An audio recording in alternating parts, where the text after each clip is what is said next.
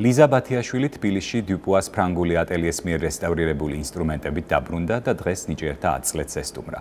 10 წლედის ყოფილმა მოსწავლეებმა მევიოლინე ლიზა ბათიაშვილმა და პიანისტმა ხატია ბუნიათიშვილმა საკუთარი სასწავლებლისათვის ჯერ კონცერტი გამართეს, შემდეგ კი ინსტრუმენტები შეიძინეს.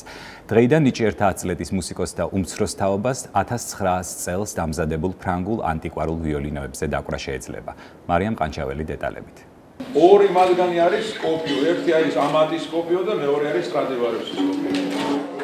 მე-20 საუკუნის დასაწყისში ფრანგი ხელოსნების დამზადებული 5 ანტიკვარული ვიოლინო ფრანგი კოლექციონერის პიერ კარდოს პირადი კოლექციიდან დღეს უკვე თბილისის ნიჭიერთა 10 წლებშია.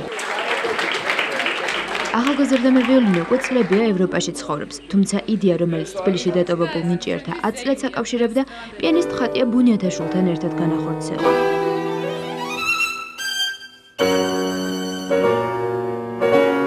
მუსიკოსებმა სწორედ საკუთარი 10 წლედის მხარდასაჭირად გამართეს საქველმოქმედო კონცერტი წინანდალში და შემოსული თანხით საუკუნის წინანდელი ინსტრუმენტები გააჩუქეს.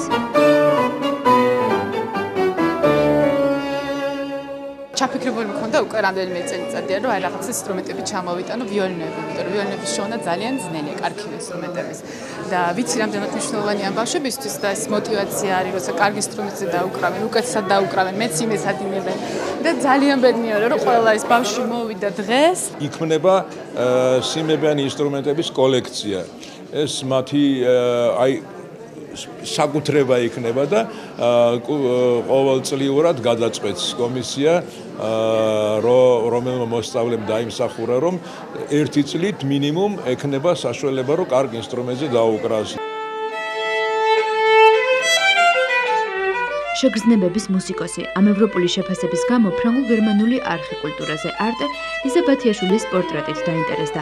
არტე მეტროპოლისი მევიოლინეს მის მუსიკას და ქალაქს იღებს. ლიზა ბათიაშვილის თბილისს, გერმანია, საფრანგეთი და იტალია პირველ ილის არტეზე იხილავს ნიჭიერთა 10 წლებში გადაღებულ ამ პატარა ეპიზოდთან და მუსიკოსის ექსპრომტთან ერთად.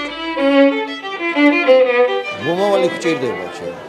ჩვენ გვჭირდება კიდე რომ მომავალში ბევრი იყოს ლიზა ბათიაშვილები, ბუნიათიშვილები, ისაკაძე, ძალიან გვჭირდება.